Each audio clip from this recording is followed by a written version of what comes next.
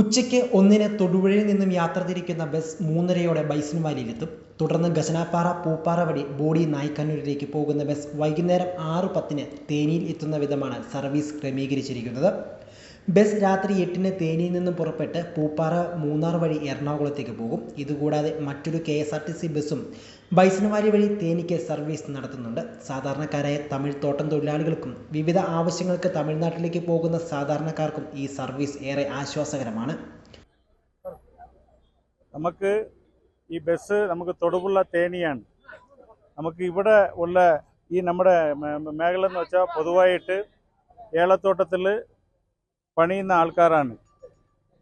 വലിയ പൈസ ഒന്നും ഇല്ലാത്ത ആൾക്കാരാണ്. അതുപോലെ മേഖലയാണ്, കാർഷിക മേഖലയാണ്.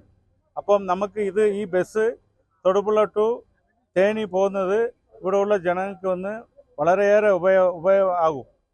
ഒത്തിരി ആൾക്കാർ ഇതിനകത്ത് കൂടി ഈ തേനി തമിഴ്നാട് വണ്ടി ആയത് കാരണം കൊണ്ട് നമുക്ക് ഒത്തിരി ഇവിടെയുള്ള ജനങ്ങൾക്ക് പ്രയോജനപ്പെടും എന്ന് മാത്രം പറഞ്ഞുകൊണ്ട് ഈ ബസ് ഈ റൂട്ടിൽ വന്ന് നമ്മുടെ ഈ പൊതുജനങ്ങളെ അർപ്പണിക്കുവാണ്. ഇവർക്ക് ഇത് ഉപയോഗമാകട്ടെ എന്ന് മാത്രം പറഞ്ഞുകൊണ്ട് നിർത്തുന്നു. ബൈസൺവാലി മുട്ടുകാട് വഴി പുതിയ KSRTC സർവീസ് കൂടി ആരംഭിക്കണമെന്ന് ആവശ്യപ്പെട്ട് കോൺഗ്രസ് പ്രാദേശിക നേതൃത്വം സർക്കാരിനെ സമീപിച്ചിട്ടുണ്ട്.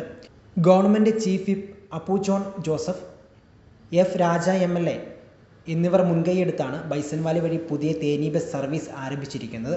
ഇന്നലെ ബൈസൺവാലിയിൽ നടന്ന KSRTC സർവീസിന് നൽകിയ സ്വീകരണ യോഗത്തിൽ F. Raja MLA, Saji Poothakuzhi, TM Ratheesh, Siju Jacob, Siju Ezhani, Kuriakose Chelamoottil തുടങ്ങിയവർ പങ്കെടുത്തു. കേരള മലയാളം, അടിമാലി.